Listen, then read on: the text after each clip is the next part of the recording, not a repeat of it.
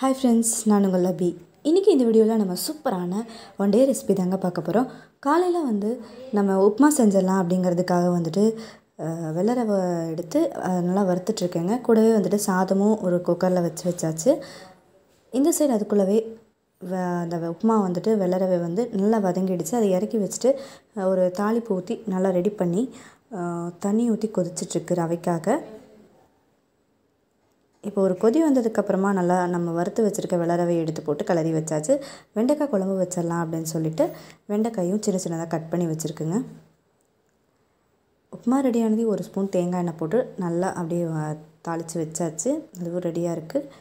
இப்போ மாங்காய் ஊறுகாய் நம்ம ஆல்ரெடி போட்டு வைக்கிறதுக்காக அறுத்து வச்சுருக்கோங்க. உப்புமாக்கு சைடிஷாக நம்ம தேங்காய் சட்னி அரைச்சிருக்கோம். இது ரெண்டையும் வச்சு காலையில் டிஃபன் முடிச்சாச்சுங்க. அடுத்ததாக சரி கொஞ்சம் குழம்புக்கெல்லாம் எடுத்து வச்சதுக்கப்புறமா ஒரு தோசையும் சேர்ந்து சாப்பிட்றலாம் அப்படின்ட்டு ஒரு தோசை மட்டும் நான் சுட்டு உப்புமா கூட வச்சு சாப்பிட்டுட்ருக்கேன். வெண்டைக்காய் இப்போ குழம்பு செய்ய ஆரம்பித்தாச்சுங்க. வெண்டைக்காய் போட்டு வணங்கிட்டு இருக்கிறதுக்குள்ளேயே இப்போ கிட்டத்தட்ட ஒரு மணி ஒரு 11 ஆயிடுச்சு. சரி ஒரு காஃபி குடிச்சிடலாம் அப்படின்னு சொல்லிட்டு காஃபி போடுறதுக்கு பால் அடுப்பில் வச்சுருக்கேன். வெண்டைக்காய் வெந்ததுக்கப்புறமா அது வேகிறதுக்குள்ளேயே தாளிக்கு ரெடி ஆகிறதுக்குள்ளேயே இந்த சைடு கேரட்டு, பீன்ஸு, கோஸெல்லாம் போட்டு பொரியல் செஞ்சிட்ருக்கேன். இப்போ வெண்டைக்காய் நல்லா வதங்கிடுச்சு. இதை கீழே இறக்கி வச்சுட்டு அதே பேன்லேயே கொஞ்சமாக வெங்காயம், எண்ணெய், கடுகு இதெல்லாம் சேர்த்து வணக்கிட்டு வறுத்து வச்சுருக்க வெண்டைக்காயும் போட்டாச்சு. இது கூடவே கொஞ்சமாக மிளகாத்தூள், தண்ணி எல்லாம் சேர்த்தாச்சு. புளி தண்ணியும் கரைச்சி வச்சுருக்குங்க. அடுத்ததாக நமக்கு பொரியலும் ரெடி ஆகிடுச்சு. புளி தண்ணி கரைச்சி வச்சதே குழம்புக்கு நல்லா ஊற்றி எடுத்து வச்சாச்சு. அது வேகட்டும். அதுக்குள்ளே இந்த சைடு ரசமும் வச்சிடலான்ட்டு கொஞ்சோண்டு எண்ணெய், வரமிளகா, கடுகு, வெங்காயம் கூடவே ஒரு தக்காளி பழத்தை நல்லா நசுக்கி விட்டு உள்ளே சேர்த்துருக்க தக்காளி ரசம் செய்கிறதுக்காக. இந்த சைடு பார்த்துட்டோம்னா குழம்பு நல்லா கொதிச்சிட்ருக்குதுங்க. வெண்டைக்காய் குழம்பு எப்போயுமே நமக்கு ரொம்பவே சூப்பரான டேஸ்ட்டாக இருக்குங்க. டீட்டெயில் ரெசிபி ஆல்ரெடி நம்ம சேனலில் அப்லோட் பண்ணியிருக்கோம். அதுக்கான லிங்க் நான் டிஸ்கிரிப்ஷனில் கொடுத்துட்றேங்க. இப்போ ரசமும் வச்சாச்சு. குழம்பு நல்லா சுண்டட்டும் அப்படின்னு சொல்லிட்டு இன்னும் கொஞ்சம் கொதிக்க வச்சுருக்கேன். அப்போ தான் அதோட டேஸ்ட் எல்லாமே உள்ளுக்குள்ளே நல்லாவே இறங்கும்.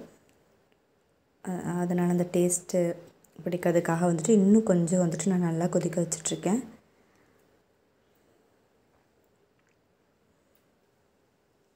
இந்த ஸ்டேஜில் நம்ம ஸ்டவ் ஆஃப் பண்ணிடலாங்க. இப்போ சாதமும் ரெடி ஆகிடுச்சு. இந்த சைட் பார்த்துட்டோம் அப்படின்னா குழம்பும் நல்லா எண்ணெய் பிரிய சூப்பராக ரெடி ஆகிடுச்சுங்க. ரசமும் நமக்கு தயார் பண்ணி எடுத்து வச்சாச்சு. பொரியலும் ரெடியாக இருக்குது. இது அப்படியே லஞ்ச் முடிச்சாச்சுங்க. அடுத்ததாக நைட்டு நமக்கு சப்பாத்தி சுடலாம் அப்படின்னு சொல்லிட்டு சப்பாத்தி சுட்டுட்ருக்கேன்.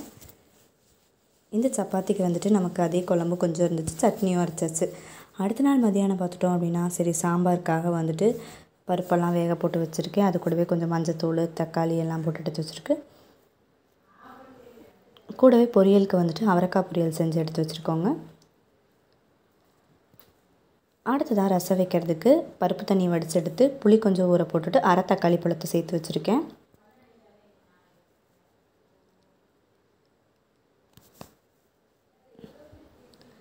சாம்பார் செஞ்சிடலான்னு சொல்லிட்டு பருப்பு தண்ணி ரசத்துக்கு வடித்து எடுத்துடையுமே அதில் ஒரு 2 ஸ்பூன் அளவுக்கு சாம்பார் தூள் சேர்த்துருக்கேன்.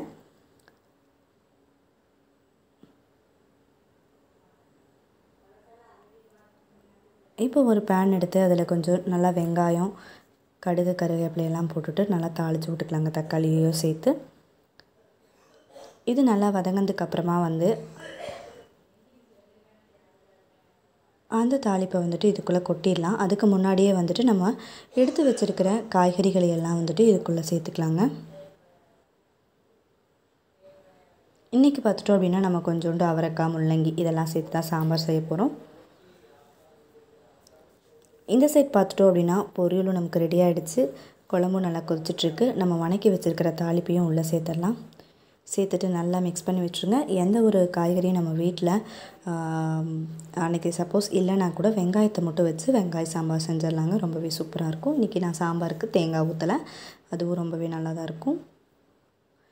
புளி தண்ணி மட்டும் கொஞ்சமாக கரைச்சி வச்சு ஊற்றியாச்சு. அடுத்ததாக ரசம் செய்கிறதுக்காக கொஞ்சோண்டு வெங்காயம், வரமிளகா, கருவேப்பிலை இதெல்லாம் எடுத்து வச்சுட்டு பூண்டு எடுத்து வச்சுருக்கேன். பேனில் கொஞ்சோண்டு எண்ணெய் ஊற்றிட்டு கடுகு சேர்த்துட்டு இந்த தாளிப்பெல்லாம் போட்டுருங்க.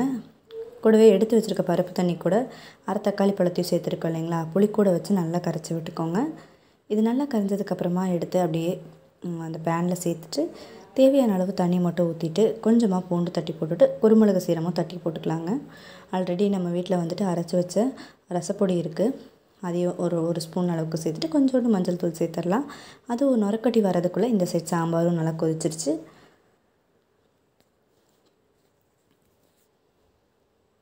ரசம் பார்த்துட்டோம்னாலே ரொம்பவே சூப்பராக இருந்துச்சுங்க. மேலெல்லாம் மல்லித்தலை தூவிட்டு அப்படியே இறக்கி வச்சிடலாம். இன்றைக்கான நமக்கு லன்ச் ரெசிபியும் வந்துட்டு ரெடி ஆகிடுச்சு. நம்ம வீட்டில் வந்துட்டு காலையில் காலேஜெலாம் போகிற மாதிரி இருந்துச்சு அப்படின்னா மார்னிங்கே வந்து டிஃபன், லன்ச் எல்லாமே செஞ்சு முடிச்சுடுவோம். அப்படி இல்லை லீவ் நாள்னால் கொஞ்சம் லேட்டாக தான் செய்வோம், சூடாக செஞ்சு சாப்பிட்டுக்கலாம் அப்படின்னு சொல்லிட்டு. ஓகே ஃப்ரெண்ட்ஸ், இந்த வீடியோ உங்கள் எல்லாத்துக்குமே ரொம்ப பிடிச்சிருக்குன்னு நினைக்கிறேன். இன்னொரு சூப்பரான வீடியோட நெக்ஸ்ட் டைம் நான் உங்களை சந்திக்கிறேன். அதுவரை என்றும் இணைந்திருங்கள். நான் உங்கள் அபி.